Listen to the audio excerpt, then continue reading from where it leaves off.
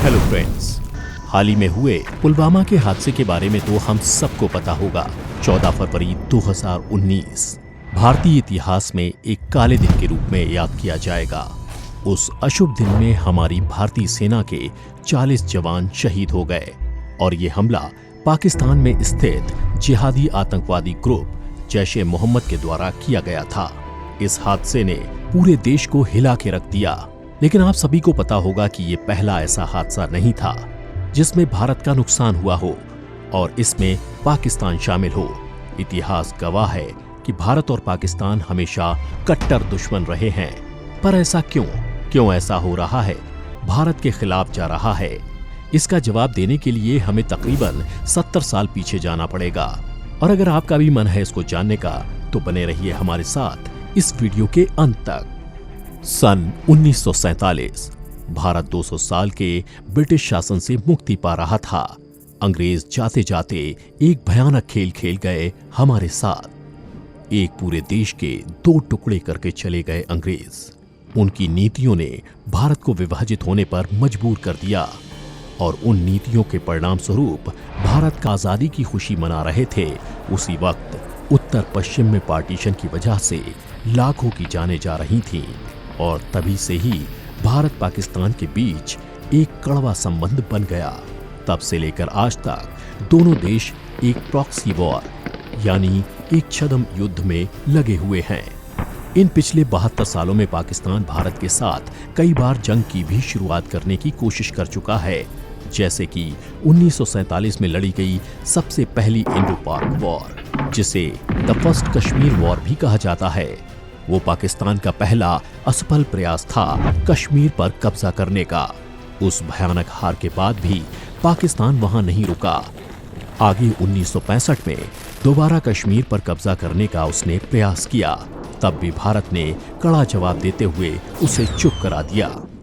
लेकिन पाकिस्तान हार मानने का नाम नहीं ले रहा था। 1971 में तीसरी इंडो पाक वॉर लड़ी गई, जिसमें फिर से पाकिस्तान को भारत ने अपनी जगह दिखा दी। उसके बाद पाकिस्तान की आर्मी में छुपे कुछ गुप्त ऑफिशियल्स ने 4th और फाइनल युद्ध का प्लान करना शुरू किया। उसी के परिणाम स्वरूप 1999 इंडिया पाकिस्तान के बीच कारगिल युद्ध हुआ और इस युद्ध में भारतीय सेना ने भारी क्षमता का प्रदर्शन किया। कारगिल युद्ध आज तक हमारे देश के द्वारा लड़ी गई सबसे बड़े युद्धों में से एक है। इस युद्ध के समय के प्रधानमंत्री श्री अटल बिहारी वाजपेयी जी के द्वारा उम्दा और बुद्धिमान फैसले और हमारी सेना के बहादुर प्रयासों की वजह से ही हम उस युद्ध को जीत पाए।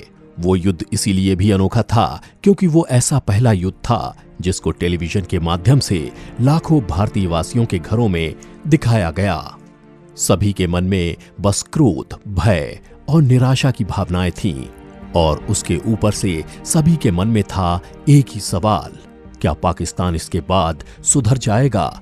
क्या इस युद्ध के बाद पाकिस्तान अपनी गलती मान जाएगा और भारत के साथ शांतिपूर्ण संबंध बना लेगा? उसके बाद जैसा कि उम्मीद थी, भारत और पाकिस्तान ने राजनयिक संबंध बना लिए। इंडिया ने पाकिस्तान के साथ व्यापार करना भी शुरू कर लिया और सबको लगा कि सब कुछ नॉर्मल हो गया है। अब आ जाते हैं सितंबर 18, 2016 को। वो अभाग्यशाली दिन हाल ही में हुए पुलवामा घटना के साथ काफी मिलता जुलता है। उस दिन 4 पाकिस्तानी आतंकवादी भारत में घुसकर उरी नाम के शहर में उपस्थित एक आर्मी बेस पर हमला करने लगे। इस हादसे में 19 भारतीय सिपाही शहीद हो गए और कई घायल भी। ये घटना कई स्तरों पर गलत थी और भारतीय सेना और सरकार चुप नहीं बैठ सकती थी। इतने सारे हमले हुए थे पाकिस्तान से हमारे ऊपर। अब मामला हाथ से निकल जा रहा था। भारतीय सेना का धैर्य भी खत्म होता जा रहा था। इन सब के बीच में उरी हमले के ठीक 11 दिन बाद सितंबर 29, 2016 में भारतीय सेना ने पाकिस्तानी आतंकवादियों के खिलाफ एक बहुत ही उम्दा और सोची समझी सर्जिकल स्ट्राइक की, जिसमें सेना ने पाकिस्तानी सीमा को क्रॉस करके आतंकवादियों का खात्मा कर दिया। इस हादसे पर अभी हाल ही में एक बहुत ही अच्छी उरी नाम की मूवी भी बनी है। मैं सभी को वो मूवी देखने को सजेस्ट करूंगा क्योंकि वो मूवी देखने के बाद आपके मन में हमारी सेना के प्रति आदर और कई गुना बढ़ जाएगा। उरी सर्जिकल स्ट्राइक के बाद सभी को ऐसा लगा कि पाकिस्तान में स्थित आतंकवादियों को अपना सबक मिल गया और आगे ऐसा हादसा नहीं होगा। लेकिन फरवरी 14, 2019 को ये बात गलत साबित हुई। फिर से हमारे ऊपर पाकिस्तानी आतंकवादियों का हमला हुआ। इस दुखद हादसे से अभी तक हमारा देश उभरा नहीं है। अभी तक हमारा देश झटके में है। तो अब हमारी सरकार और सेना को क्या करना चाहिए? एक और सर्जिकल स्ट्राइक या फिर एक दृढ़ राजनीतिक फैसला जिससे आगे ऐसा दोबारा ना हो? चाहे कोई भी ऑप्शन भारत अभी चुने, ये बात तो निश्चित है कि ये हमला कायर आतंकवादियों के द्वारा किया गया था जो कि पाकिस्तान को अपना घर बना चुके हैं। कई देशों का ये भी मानना है कि पाकिस्तान कई सालों से आतंकवादियों को सपोर्ट कर रहा है। ये तुरंत बंद होना चाहिए।